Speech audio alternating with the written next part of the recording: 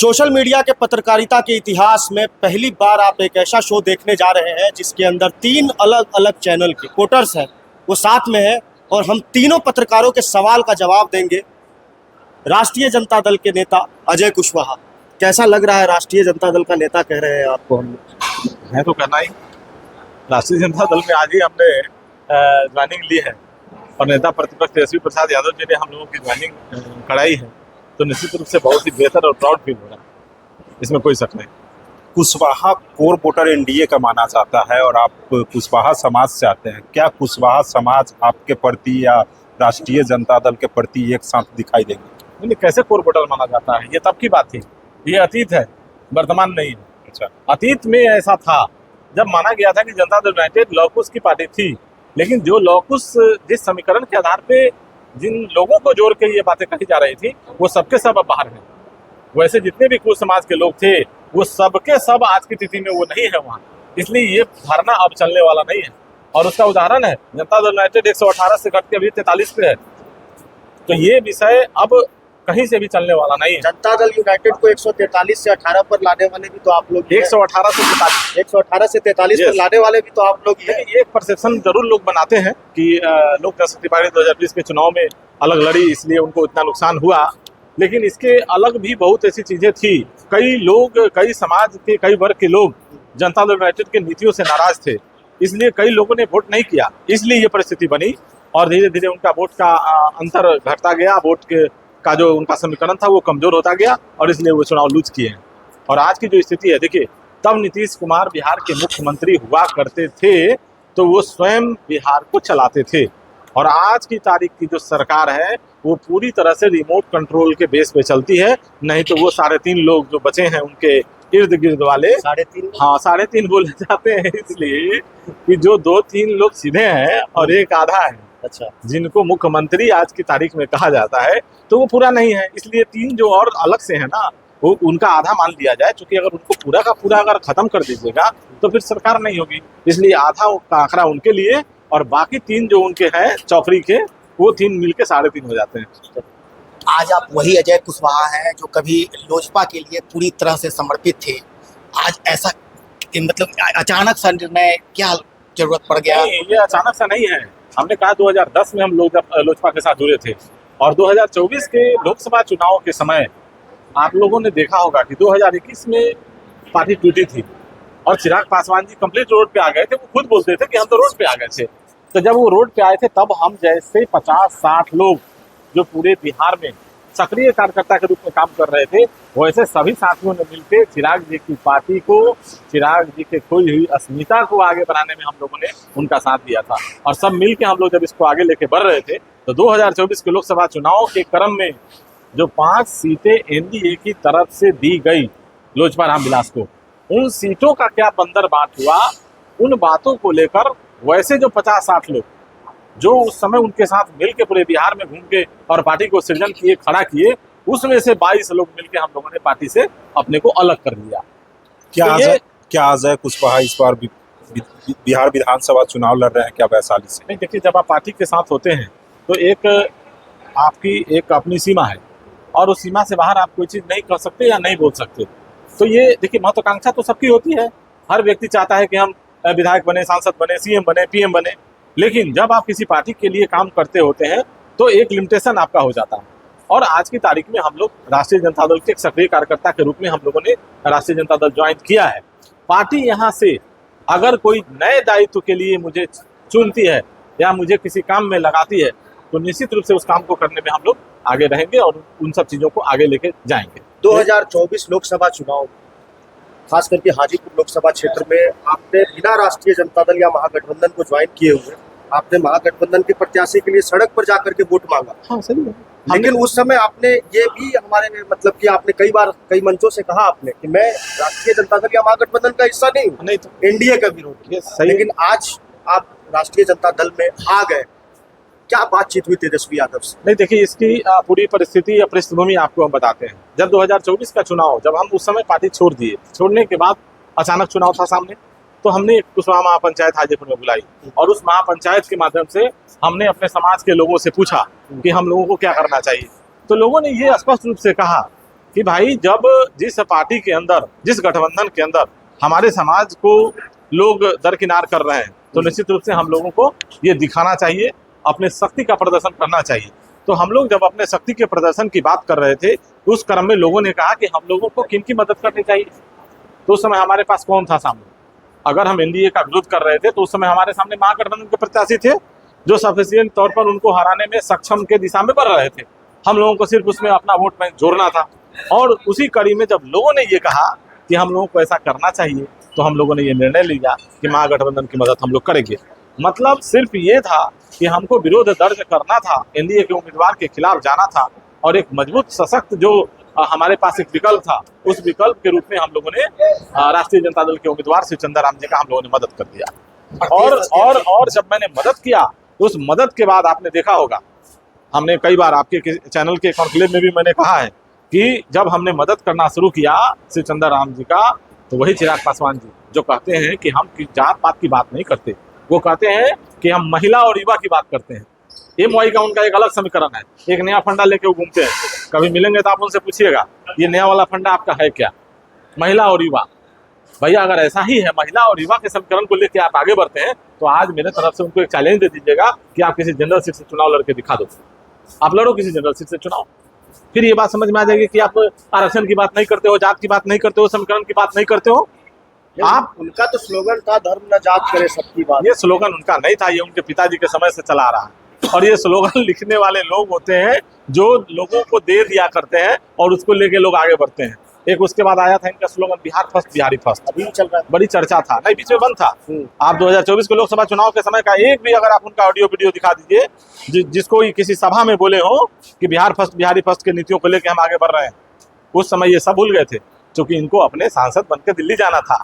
तब नीतीश कुमार जी की चरण वंदना भी उन्होंने किया था वैशाली जिले के अंदर। जब हाजीपुर लोकसभा में देसरी के एक सभा में जब मुख्यमंत्री जी आए थे, तो वहां पर चिराग पासवान जी ने उनका चरण स्पर्श किया था और ये फोटो सार्वजनिक हुई थी। और उसके कुछ दिन पहले आप लोगों ने देखा होगा कि जब पार्टी टूटी थी, तो टूटने के बाद जब बिहार के विभिन्न क्षेत्रों का दौरा जब चिराग पासवान जी करते थे, तो हर जगह यही कहते थे कि नीतीश कुमार की सरकार निरंकुश हो गई है, कहीं कोई ध्यान नहीं दिया, भ्रष्टाचार चरम पे है, और यहाँ शराबबंदी में क्या हो रहा है देख लीजिए कि जहरीली शराब बना करके लोगों को पिला दिया जा रहा है और हजारों हजार लोग की मौत हो जा रही है।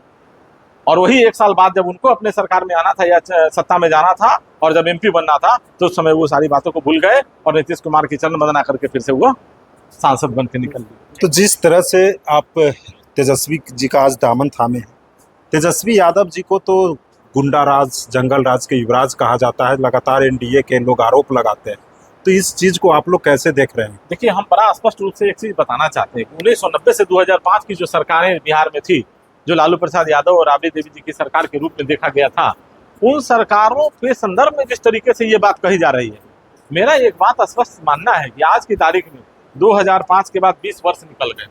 अब आप बताइए कि 90 में जो सरकारें बनी, तो 20 साल और 15 साल 35 साल निकल गया। तो जो व्यक्ति 20 साल का रहा होगा उस तारीख को, जो पहली बार मतदान किया होगा, वो आज की तारीख में 55 साल का है, और जो व्यक्ति 50 साल का रहा होगा वो स्वर्ग सिधार गए हैं। तो ये बात आप किसको बता रहे हैं, किसको दिखाना चाह रहे हैं? आज का जो यंग जनरेशन है, जो आज 18 वर्ष का हुआ है, उसको तो पता भी नहीं है कि क्या हुआ था 90 से 2005 में। और एक और बात है, कभी कभी बड़ा स्पष्टता के साथ लोगों को ये कहना चाहिए, या कहते हैं लोग, कि आपने अगर कोई गलती किया है तो उसकी सजा हमको मिले, ये कतई अच्छी बात नहीं है। और कभी कभी बहुत ऐसी चीज़ें ना समझ में या समझ में किन्हीं से कहीं कुछ बातें हो गई होंगी, उन सब चीज़ों को लेके इस तरीके से बवंडर मचा देना। भैया, आज तो 71,000 करोड़ रुपए का सीएजी घोटाला अभी सामने दिखाया गया, 950 करोड़ के चाला घोटाला को 9.5 लाख बार लोगों को बताया गया है।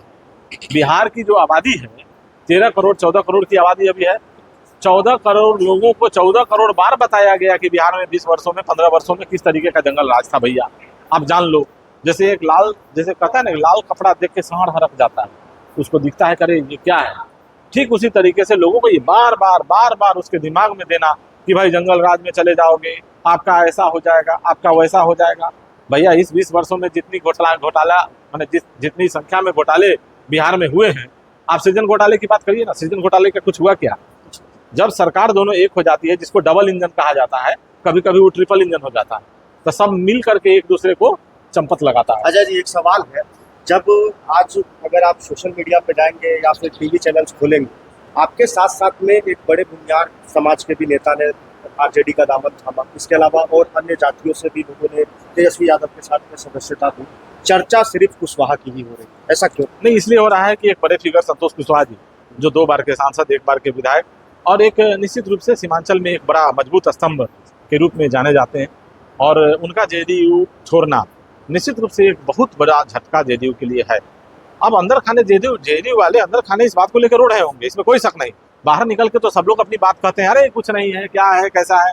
लेकिन जो व्यक्ति, आप सोचो 2014 में जब बिहार में पूरे देश में नरेंद्र मोदी का लहर था, और वैसे लहर में जब जेडीयू अकेले बिहार में चुनाव लड़ी थी तो 2 सीटें मात्र बिहार में जीती थी, और नालंदा जिसको जेडीयू का गढ़ कहा जाता है, वैसे गढ़ में 8000 वोट से वहां का विधायक उलटते पलटते चुनाव जीता या जिताया गया। वो भी एक आरोप आज भी लंबित है, वो खत्म नहीं हुआ। और उसके बाद दूसरा सीट पूर्णिया, संतोष कुशवाहा जो 1,20,000 वोट से चुनाव जीते थे 2014 का। तो आप समझिए कि उस व्यक्ति की अपनी कहीं ना कहीं कोई पकड़ होगी, तब जाके 2014 में जब एनडीए का इतना बड़ा प्रभाव था तब वो व्यक्ति चुनाव जीता हो। तो आप समझिए कि वैसे व्यक्ति के उस पार्टी से निकलने का कितना बड़ा व्यापक असर होगा। और राष्ट्रीय जनता दल निश्चित रूप से बहुत मजबूत हुआ है। तेजस्वी जी भी युवा है, आप भी युवा है, युवाओं को बिहार में बात चल रही है, युवा बेरोजगार प्लान कर रहे हैं, इसके लिए आप लोग का क्या पॉइंट? बहुत अच्छा क्वेश्चन है आपका, और इन्हीं सब बातों को लेकर के, इन्हीं सब प्रेरणाओं के आधार पर हम लोगों ने आरजेडी ज्वाइन किया है। तेजस्वी यादव जी ने युवाओं के संदर्भ में लगातार बातें की हैं, और जो एजेंडा, जिस तरीके की योजनाओं को लेकर वो लगातार आगे बढ़ रहे हैं। और अभी तो उन्होंने घोषणा किया है बेरोजगारी के संदर्भ में, स्पष्ट रूप से कहा कि हर एक परिवार को रोजगार की बात हम करते हैं, और हर परिवार के एक व्यक्ति को हम नौकरी देंगे, इसकी गारंटी उन्होंने करी है। और महिलाओं के संदर्भ में आपने देखा होगा कि जब बोला गया कि माँ बहन योजना, जिस तरीके से 2500 रुपए की राशि हर महीने देने की बात कही गई थी, तो उसकी नकलची सरकार ने क्या किया, 10,000 रुपए की राशि उन लोगों को महीना अंतिम समय में, जब सरकार यहाँ चुनाव में जा रही थी, तो 5 दिन पहले अकाउंट में पैसा ट्रांसफर कर दिया गया 10,000 रुपए। ये 10,000 रुपया जो अभी जीविका दीदी के पास जो पहुंचा है, इसको आप लोग कैसे देख रहे हैं? क्या वो कर्ज के रूप में दे रही है या वोट बैंक के क्या एक बहुत बड़ा षड्यंत्र है? देखिए, हम लोगों के गांव देहात में आपने देखा होगा कि महाजनी टाइप का भी कुछ चलता है कि भाई पैसा आपको हम देते हैं तो इसके बदले में आप हमारी गुलामी करेंगे। जैसे आपको राशि दे दी गई है, अब आप कहने का मतलब कि चुनावी घूस है। हाँ, माना जा सकता है। अच्छा, ऐसे समय में आप पैसा क्यों दे रहे हैं भैया? जब 4 दिन बाद आचार संहिता लगना है, 4 दिन पहले आप किसी को 10,000 रुपए की राशि, महिलाओं को ही क्यों लुभाया जा रहा है? जब आपके इतने बेहतर विजन है, 20 वर्षों से बिहार में आपकी सरकार है, तो ये अंतिम 1 महीना में आपके संज्ञान में ये बात क्यों आई? सिर्फ इस बात के लिए आई कि तेजस्वी यादव ने अपना मैनिफेस्टो चुनाव के 3 महीना पहले जारी कर दिया, और वो मैनिफेस्टो जारी करने के कारण आपने ये चीज को रियलाइज किया कि अगर इन सब योजनाओं को हम लागू नहीं करेंगे तो पूरी तरह से हमारा धराशायी हो जाना है, चुनाव हम हार जाएंगे। एक लास्ट सवाल अजय जी आपसे लेंगे।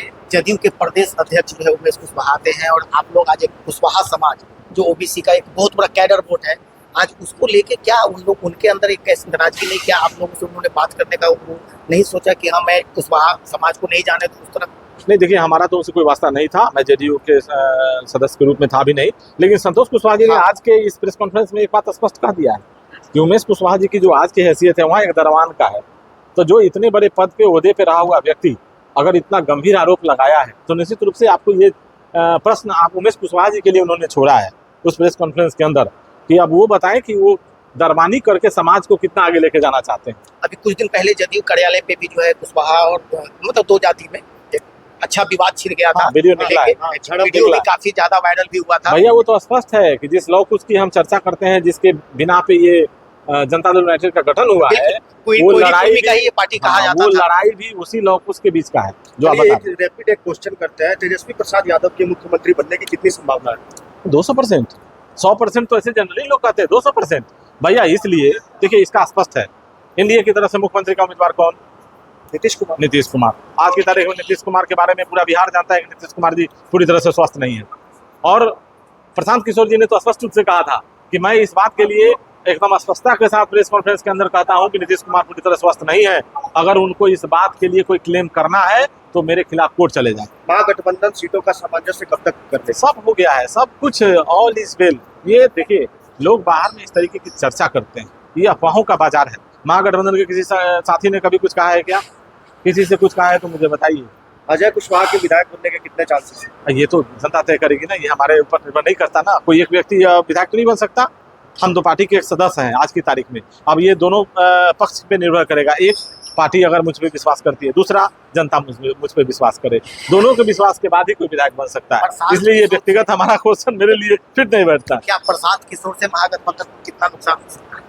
नहीं, देखिए हम लोग नहीं मानते हैं प्रशांत किशोर कोई फैक्टर नहीं है। प्रशांत किशोर भले अपनी बात रखते हैं, अपने उन अंदाजों को लेकर के बहुत पॉपुलर हो जाते हैं, किन्हीं किन्हीं चीज़ों को लेकर के कुछ थोड़ा टेक्निकल है, तो टेक्निकल चीज़ों को लेकर के कभी कभी कुछ बात ऐसी है जिन चीज़ों को जैसे सत्तू है, मकई, चना, गेहूँ, जब उसको आप जैसे मशीन के अंदर पीसते हैं तो उसमें पूरा महीन हो जाता है। अब जाता में पीसिएगा तो थोड़ा हल्का होगा, तो वो लोग मशीन है। कोई जाता में पीसता है तो थोड़ा रुकरा दिखता है। क्या 2025 में अगर तेजस्वी जी की सरकार बनता है तो सबसे पहले आप लोगों का क्या काम होगा बिहार में लॉ एंड ऑर्डर को लेकर? नहीं, ये सारी चीज़ों को लेकर के एक बड़ा रोड मैप तेजस्वी यादव जी ने तैयार किया हुआ है, और एक तो मैनिफेस्टो बाज़ाब्ता उन्होंने जारी किया है, और उसमें सारा चीज़ इंगित है कि बिहार को किस तरीके से हम आगे लेके जाएंगे, पलायन को किस तरीके से हम रोकेंगे, शिक्षा की व्यवस्था को कैसे हम बेहतर बनाएंगे, स्वास्थ्य को और कैसे बेहतर बनाया जा सकता है, हम बेरोजगारों को रोजगार कैसे देंगे। तो इन सारे विषयों पर एक गंभीर चर्चा करके वैसे अर्थशास्त्रियों से सहयोग लेके एक बड़ा मैनिफेस्टो इन लोगों ने बना के रखा हुआ है। हम लोगों ने देखा है, उसका अध्ययन किया है, और उन सारी चीज़ों के अध्ययन करने के बाद हम लोगों ने भी निर्णय लिया है कि इस पार्टी को ज्वाइन करना चाहिए, और इस पार्टी के साथ मिलकर हम लोग को बिहार को आगे बढ़ाना चाहिए। ये 65% आबादी वाला जो युवाओं का जो बिहार है, इसको बेहतर तरीके से आगे लेके कोई जाएगा तो किसी युवा को लेके जाना है। तो इसीलिए हम लोग इस युवा के साथ हो गए हैं, जो युवा के अंदर वो जुनून है, वो जज्बा है, वो काम करने की शक्ति है, वो अमन, चैन, जुनून सब कुछ लेके चल रहा है। बिहार में जब से शराबबंदी हुआ है, बिहार के युवा सूखा नशा से ग्रस्त होते जा रहे हैं। इसको लेकर आप लोग कैसे सोच रहे हैं? आखिर शराबबंदी होना चाहिए था या नहीं? आपको लगता है क्या कि बिहार में शराबबंदी है? वो तो नहीं दिख रही। कागजों पे तो है। कागज पे है तो कागज की शराबबंदी को क्या मानते? इसीलिए तो हम लोग कहते हैं कि रिमोट कंट्रोल पे चलने वाली ये सरकार है। ये सरकार ऑटोमेशन मोड में है, एक बार स्विच ऑन कर दिया गया, उसको बटन लगा दिया गया, वो अपने तरीके से चल रहा है। महागठबंधन की सरकार बनती है तो क्या शराबबंदी खत्म होगी? नहीं, ये देखिए, ये गंभीर विषय है, और ये विषय ये 5, 6, 7 पार्टियों का गठबंधन, सभी लोगों के विचारों से निर्णय लिए जाएंगे, और इन सब चीज़ों की चर्चा अभी स्पष्ट रूप से उस मैनिफेस्टो के अंदर नहीं है। तो आने वाले दिनों में एक इसका मूल्यांकन होगा। तेजस्वी यादव जी ने स्पष्ट रूप से ये जरूर कहा है कि इन सब चीज़ों का हम विस्तृत मूल्यांकन करेंगे, और जो भी चीज़ें इसके अंदर करना उपयोगी होगा, जिससे बिहार का भला होगा, वो हम करेंगे। चलिए, अंतिम सवाल, पूरा बिहार, वैशाली सहित पूरा बिहार आपको देख रहा है, क्या संदेश देना चाहेंगे? नहीं, हम यही देना चाहेंगे कि भाई महागठबंधन तेजस्वी यादव जी का जो विजन है उसके अनुरूप बिहार के लोगों को एक बार ध्यान देना चाहिए। युवाओं के लिए एक बड़ा रोड मैप तेजस्वी यादव जी ने लेके रखा है। बिहार में पलायन कैसे रुके, उन सब चीज़ों को लेके उनके ध्यान में एक बहुत बड़ी जिज्ञासा है बिहार को एक बेहतर बिहार बनाने के लिए। तो निश्चित रूप से एक बार हम चाहेंगे, बिहार के आम आवाम से एक अपील जरूर हम करना चाहेंगे कि इस बिहार की खुशहाली को ध्यान में रखे, बिहार की तरक्की के लिए, कि बदहाली से बाहर निकालने के लिए एक मौका आपको तेजस्वी यादव जी को देना चाहिए।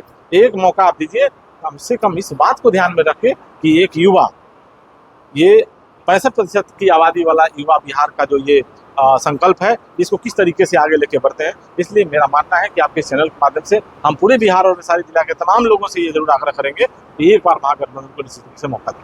आपने देखा कि किस तरीके से राष्ट्रीय जनता दल में ज्वाइन हुए अजय कुशवाहा ने तमाम सारी चीजें बताई कि आखिरकार राष्ट्रीय जनता दल का दामन एक था, और इन्होंने ये बताया और ये अपील भी की कि जिस तरीके से बिहार में जो भ्रष्टाचार है, सही बढ़ चुकी है, उसको मिटाने के लिए, पलायन को रोकने के लिए एक बार तेजस्वी